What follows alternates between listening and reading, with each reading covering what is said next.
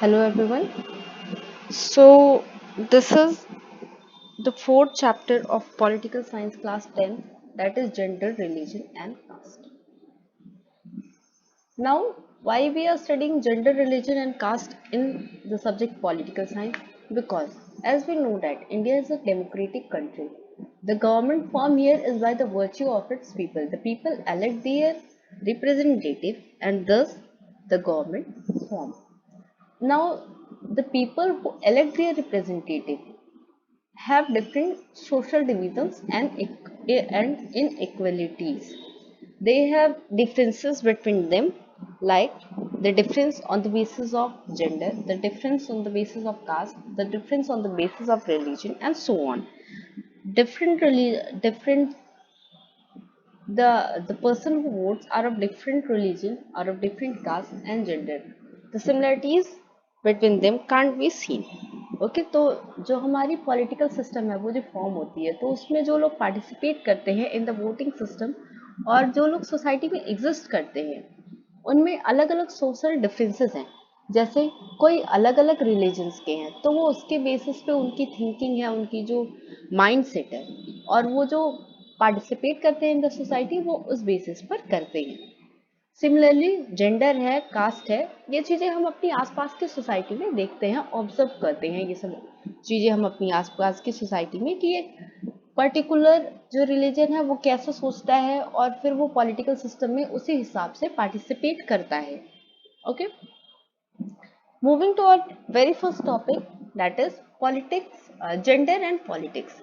Gender कैसे जो है पॉलिटिक्स को इफेक्ट करता है या फिर कैसे जो है इन्फ्लुएंस करता है। Yes, influence is a good word. Gender कैसे पॉलिटिक्स को इन्फ्लुएंस करता है।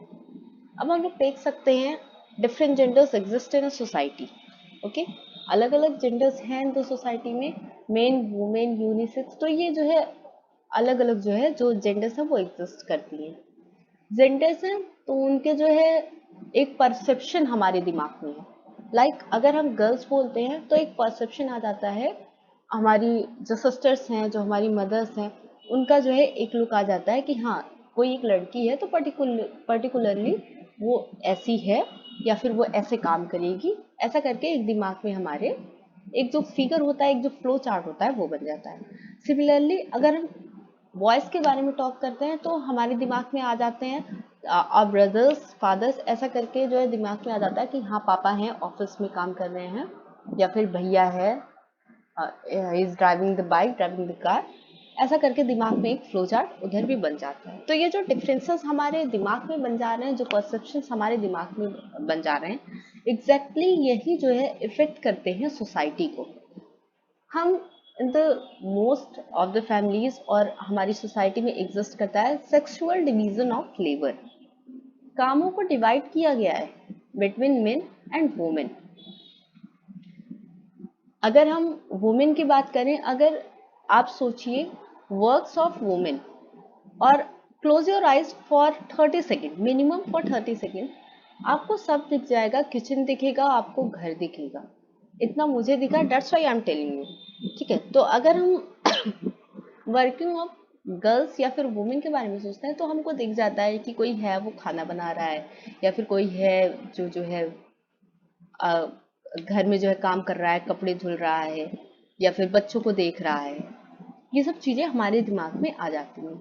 सिमिलरली अगर फिर हम सोचें वर्क ऑफ मेंस, तो again close your eyes for 30 seconds, तो आपके दिमाग में आ जाएगा मार्केट है, ऑफिस है, या फिर ऐसा कुछ।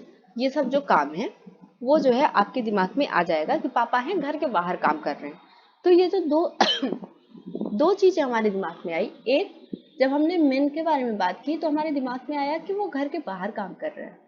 जब वुमेन की हमने बात की तो हमारे दिमाग में आया कि हाँ ये घर के अंदर काम कर रही है। इसी को हम कहते हैं सेक्सुअल डिवीजन ऑफ लेबर्स। जो वर्क है, जो डिफाइंड वर्क है कि हाँ ये तो वुमेन ही करेंगे, ये उनकी रिस्पॉन्सिबिलिटी है। सिमिलरली ये काम मेन करेंगे, ये उनकी रिस्पॉन्सिबिलिटी है। जैसे अर्निंग करना वो मेन की रिस्पॉन्सिबिलिटी है। मेन की रिस्पॉन्सिबिलिटी है कि वो पैसे कमाए और उससे घर चलाए, और वुमेन की रिस्पॉन्सिबिलिटी है कि वो जो है घर को देखे, अपने बच्चों को देखे और फैमिली को देखे। ये चीजें मानी जाती है उनके रिस्पॉन्सिबिलिटी। ओके, हमने कई काम देखे हैं डिविजन्स ऑफ वर्क में, जैसे वुमेन घर पे खाना बना रही हैं, या फिर वुमेन जो है वो कपड़े धुल रही हैं, या फिर टेलरिंग का काम कर रही हैं, घर पे सिलाई बुनाई कर रही हैं, ये सारी चीजें। यही चीजें अगर एक आदमी करता है इन द होटल, अगर वो खाना बनाता है तो वो उसके लिए पैसे लेता है, पेड वर्क करता है वो। बट अगर वही काम वुमेन करती है घर पे, तो वो जो है उसके लिए पेमेंट नहीं किया जाता है, क्योंकि ये माना जाता है कि वो उसकी रिस्पॉन्सिबिलिटी है to look after the house और टू कुक द फूड। तो ये सारी चीजें हैं जो डिवीजन ऑफ वर्क है। ऐसा माना जाता है कि जो है ये हमारे दिमाग में बैठ चुकी हैं ये चीजें, एक ये मेंटेलिटी है जो कि पहले से फिक्स की गई है। ये जो है दो रीजंस है इसके, एक तो स्ट्रेंथ जो होती हैं, ठीक है, ऐसा माना जाता है कि औरतें जो है वो कमजोर है, वो स्ट्रेंथ वाले वर्क नहीं कर सकती हैं, वो बाइक नहीं चला सकती हैं, वो स्कूटी चला सकती हैं। स्कूटी हल्की होती है, बाइक भारी होती है, तो ये on the basis of strength हो गया, ठीक है। सिमिलरली मेन जो है वो हार्ड वर्क करेगा, क्योंकि जो है उसमें स्ट्रेंथ ज्यादा है। और जो सेकंड रीजन है वो पैट्रियार्कल रीजन है। कुछ चीजें हैं जो पहले से चली आ रही हैं, पहले से औरतें घर में रहती हैं, औरतें खाना बनाती हैं, तो वो जो है वो कंटिन्यूअसली चला आ रहा है। वो अभी जो है आगे के जनरेशन में वो पास आउट होता जा रहा है कि हाँ औरतें घर में रहती हैं, औरतें खाना बनाती हैं, या फिर जो भी है घर के काम जो है वो करती हैं। और जो पार्टिसिपेशन ऑफ वुमेन है इन द पब्लिक अफेयर, वो काफी कम होना चाहिए, या फिर कम होना नहीं चाहिए, वो काफी कम है, ठीक है। जो सोसाइटी है उसमें उनका पार्टिसिपेशन कम है। ये चीजें हमने जो है अपनी सोसाइटी में देखने को मिलती है। इस जो वुमेन्स है वो अपने हक के लिए, अपने राइट्स के लिए जो है काफी मूवमेंट्स और स्ट्रगल और जो है रैलीज ये सब करती है, इन्हीं को कहा जाता है फेमिनिस्ट मूवमेंट। जब radical women's movement aimed at equality in personal and family life as well, जब वो इक्वलिटी की डिमांड करती हैं या फिर जो है राइट्स की डिमांड करती हैं थ्रू अ मास मूवमेंट, तो उसी को कहते हैं फेमिनिस्ट मूवमेंट। और इस जो है प्रोसेस को कहते हैं फेमिनिज्म। आपने वर्ड सुने होंगे फेक फेमिनिज्म, ये अभी जल्दी ही केस आया है जो जोमेटो का केस था, ठीक है। तो वहां पे ऐसा बोला गया कि वो जो है फेक फेमिनिज्म का एक एग्जाम्पल था। अब इसलिए वुमेन्स को इसका फायदा भी नहीं उठाना चाहिए। ऐसे ही हमने लास्ट ईयर एक केस दिल्ली में देखा था, जहां एक गर्ल थी, उसने जो है एक लड़के को जो है अब्यूज किया था, और उस केस में फिर फेक फेमिनिज्म उसने शो किया था। तो अगर जो है बॉयज कहीं जो है गर्ल्स को वो देते हैं, रिस्पेक्ट देते हैं, तो वहां पे हमको ऐसे फेक फेमिनिज्म तो बिल्कुल नहीं जो है दिखाना चाहिए, क्योंकि feminism is a good word. उसके जो है दो पार्ट्स हैं, दोनों एज अ क्वाइन उसके दो फेसेस हैं। तो यूज द गुड वर्ड, ठीक है, that will influence, that will enhance the status of women in the society. But if we use that as fake feminism, that will always demotivate the society. Okay, now political in the politics, जो ये gender division है ये जो है काफी effect करता है। कैसे इफेक्ट करता है हम ये देखेंगे। अगर जो है आप अपने आप सोचिए, अगर जो है पॉलिटिकल सिस्टम में जो हमारे जो लीडर्स हैं, जो हमारे रिप्रेजेंटेटिव्स हैं, ये वुमेन रहेंगी, तो ऑब्वियसली वो वुमेन के बारे में जो है एक ये जो है नेचुरल होगा और वेरी ऑब्वियस होगा कि वो वुमेन्स की प्रॉब्लम को समझेंगी, उनको जो है सामने रखेंगी।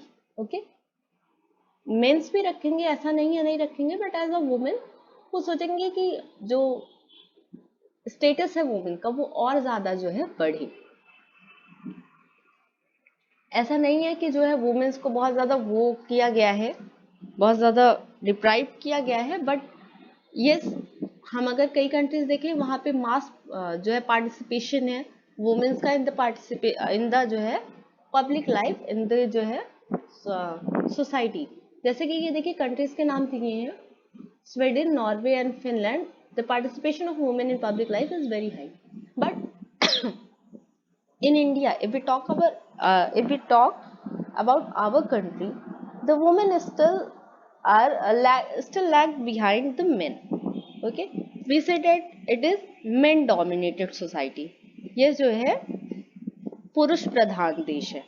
ओके, ये जो है या फिर जो है एक फैमिली है that is men dominated family, वो जो है एक पुरुष प्रधान परिवार है.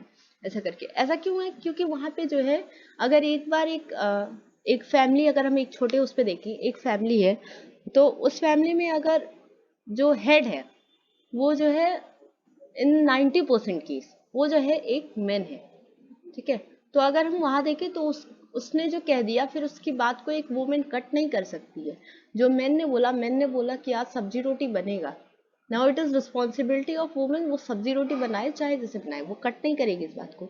ये तो काफी जो है स्मॉल वो हुआ. इस इसको अगर हम ऐसे ही और इन्हेंस करके देखें और इसको हम इंक्रीज करके देखें तो जो भी एक फैमिली लीडर है as a, obviously many cases में मैं नहीं है तो वो जो बोलता है वो होता है. और भी रीजंस हैं जिसकी वजह से वुमेन पीछे है, जैसे कि लिटरेसी रेट हो गया. Literacy rate among the women is 54% as compare to men which is 76%. जो लिटरेसी रेट है वो वुमेन्स की 54% है. It means in every 100 women, okay, 54 women is literate. हर 100 औरत में 54 जो लेडी है या फिर 54 जो वुमेन है वो पढ़ी लिखी है, बाकी लोग जो है वो पढ़े लिखे नहीं है. किसी भी चीज को जो ये होता है जो education, education is the most powerful way to change anything. अगर हम औरतों को पढ़ाते हैं, अगर हम वुमेन्स को एजुकेट करते हैं तो वो चीज़ों को समझेंगी और उनके हिसाब से फिर वो जो है काम करेंगी. Then we have next reason that is, अगर जो पेड वर्किंग है, जो वुमेन्स है जो घर के बाहर काम करती हैं, ठीक है, कई एरियाज में हमने देखा है कि जो है फॉर द सेम वर्क, जैसे कि let take a football trainer, एक वुमेन फुटबॉल ट्रेनर है और एक मेन फुटबॉल ट्रेनर है. तो वो जो मेन फुटबॉल ट्रेनर है उसको ज़्यादा पेमेंट मिलती है for the same work and for the same duration of time. But जो वुमेन फुटबॉल प्लेयर है, ट्रेनर है, उसको जो है कम वो मिलती है, कम सैलरी मिलती है फॉर द सेम वर्क. तो ये जो प्रोपोर्शन है, जो जो पेमेंट है, इसमें जो डिफरेंस है, ये भी एक रीजन है कि जो गर्ल्स हैं वो कम प्रेफर करती हैं जो है करना, या फिर वो जो है मेन के जो है पीछे हैं, अभी वो उनसे आगे नहीं आ पा रही हैं. वन रीजन और है जो फीमेल फर्स्टिसाइड जिसे हम बोलते हैं. पेरेंट्स जो है वो प्रिफर नहीं करते हैं गर्ल्स के लिए या फिर बेबी गर्ल के लिए प्रिफर नहीं करते हैं. उनको जो है वो एक बर्डन लगता है भी, अगर उनकी एक बेबी गर्ल होती है तो उसको अबॉर्ट कर देते हैं. ठीक है, ये रीज़न है. और बाय द चांस अगर लड़की हो भी गई तो उसे फिर एजुकेशन, प्रॉपर एजुकेशन प्रोवाइड ना करना, प्रॉपर क्वालिफिकेशन प्रोवाइड ना करना और चाइल्ड मैरिज कर देना, उसकी जल्दी शादी कर देना, ये सब सारे जो काम है ये एक रीज़न हो जाते हैं जिसकी वजह से औरतें जो है पीछे रह जाती हैं, वो फिर घर के अंदर ही जो है रह जाती हैं. अब गवर्नमेंट ने जो है काफ़ी जो है वर्क किया है इसके लिए कि वुमेन्स जो है आगे आए. जैसे हम देख सकते हैं सर्व शिक्षा अभियान, जिसमें जो है जो एजुकेशन है वो सबके लिए प्रोवाइड की गई है. कंपलसरी एजुकेशन मतलब क्लास 8 तक, ये तो सबको मिलना ही मिलना है, ऐसा गवर्नमेंट जो है अंडर सर्व शिक्षा अभियान जो है टारगेट करती है. ऐसे ही जो है और भी कई जो है एक्ट हैं, जैसे ये लिखा है द इक्वल रिम्यूनरेशन एक्ट 1976, जिसमें यह बोला गया कि सेम वर्क के लिए for same duration of time main और वुमेन दोनों को जो है सेम वेज मिलेगा, दोनों को सेम तनख्वाह मिलेगी या फिर दोनों को सेम पेमेंट पे की जाएगी. डिफरेंस ऑफ पेमेंट नहीं होना चाहिए फॉर द सेम वर्क. उसके बाद फीमेल फोर्टिसाइड पे भी गवर्नमेंट ने बैन लगाया है. पहले क्या होता था, लोग चेक करते थे फ्रॉम टेक्नोलॉजी की लड़का है कि लड़की है, इस पे भी गवर्नमेंट ने बैन लगाया कि विदाउट जो है कंसल्ट ऐसा नहीं होना चाहिए। नेक्स्ट हमारे पास टॉपिक है वुमेन्स पॉलिटिकल रिप्रेजेंटेशन। वुमेन्स का कितना रिप्रेजेंटेशन है in the political system. In India, the proportion of women in legislature has been very low. For example, the percentage of elected women member in the Lok Sabha has touched 14.36. It means अगर 100 लोग हैं in the लोक सभा तो उसमें से 14 जो है वो वुमेन्स हैं, बाकी जो हमारे पास बचे 86 मेंबर्स वो मेन हैं। ओके, तो जो पार्टिसिपेशन ऑफ वुमेन है इन द पॉलिटिकल सिस्टम ये बहुत ही इम्पोर्टेंट है, लेकिन ये अभी बहुत ही कम है। इसके लिए जो है, जो हमारी लोकल लेवल गवर्नमेंट है, that is panchayat Raj and municipal corporation, इसने वन बाई थर्ड मतलब 1/3 सीट जो है कंफर्म रिजर्व करके रखी है for women to participate in the election. इसका मतलब जितनी भी सीट्स हैं इन अ कॉन्स्टिट्यूएंसी और इन अ पंचायत सिस्टम, जितने भी जो है सीट्स है उसमें जो है 1/3 जो पार्टिसिपेशन होगा वो वुमेन का कंपलसरी है। वुमेन का 1/3 मतलब 1/3 जगह से वुमेन जो है वो निकलनी ही चाहिए। इट मीन्स दैट अगर कहीं भी 12 सीट्स है तो उसमें जो है 4 सीट रिजर्व कर दी गई है वुमेन्स के लिए कि इन 4 सीट से ये महिला सीट है और यहाँ से कोई महिला जो है ही खड़ी होगी इलेक्शन में पार्टिसिपेट करने के लिए, और जो पब्लिक है वो इन्हीं जो है वुमेन्स में से ही किसी को चूज करेगी। बट सिंस ये जो है अगर बड़े लेवल पे हो तो अच्छा है, क्योंकि हम जो है अपने गांव में देखते हैं गवर्नमेंट ने ये तो कर दिया है कि जो है 1/3 of seats are reserve for women.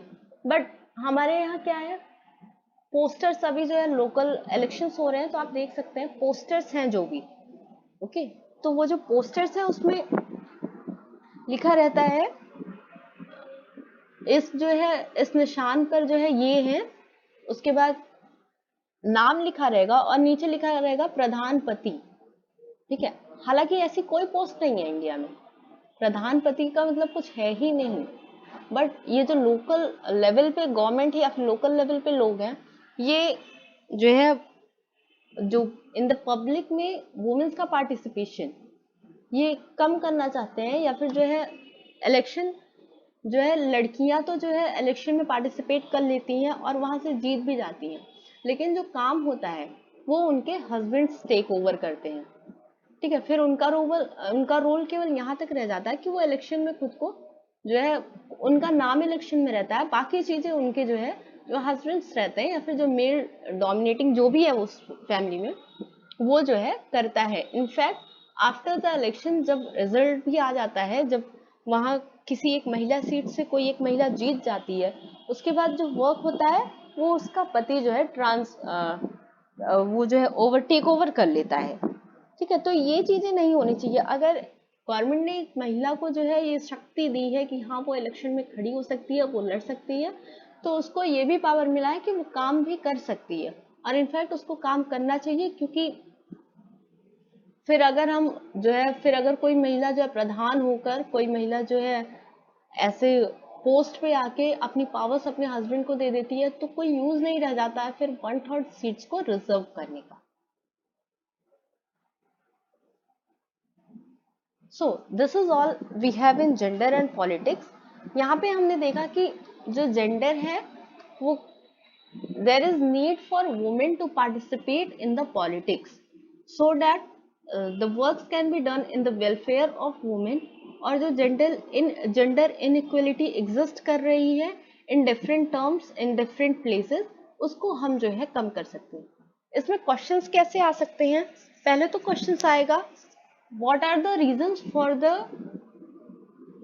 Lag of women. Women की इस स्थिति के लिए कि वो लैग बिहाइंड करती है मेन के, इसका रीजन क्या है? सेकेंड क्वेश्चन आ सकता है how did participation of women effect the politics. Politics को जो है वुमेन्स का पार्टिसिपेशन कैसे इफेक्ट कर सकता है? इसमें आपको दो चीजें लिखनी होगी कि अगर वुमेन पार्टिसिपेट करती हैं तो ये हो सकता है, और सेकंड लिखना है आपको अगर वुमेन का पार्टिसिपेशन कम है तो ये हो सकता है, ठीक है। थर्ड जो क्वेश्चन प्रोबेबली नहीं कि मतलब 80% है कि आएगा ही आएगा, वो क्वेश्चन ये है कि how can you improve the condition of women in the society as well as in the politics. तो ये कुछ क्वेश्चंस हैं जो आपको प्रैक्टिस करने हैं। आफ्टर दैट आपका ये जो टॉपिक है जेंडर एंड पॉलिटिक्स ये रेडी हो जाएगा। ओके, कोई भी डाउट होगा पूछेगा आप। Thank you.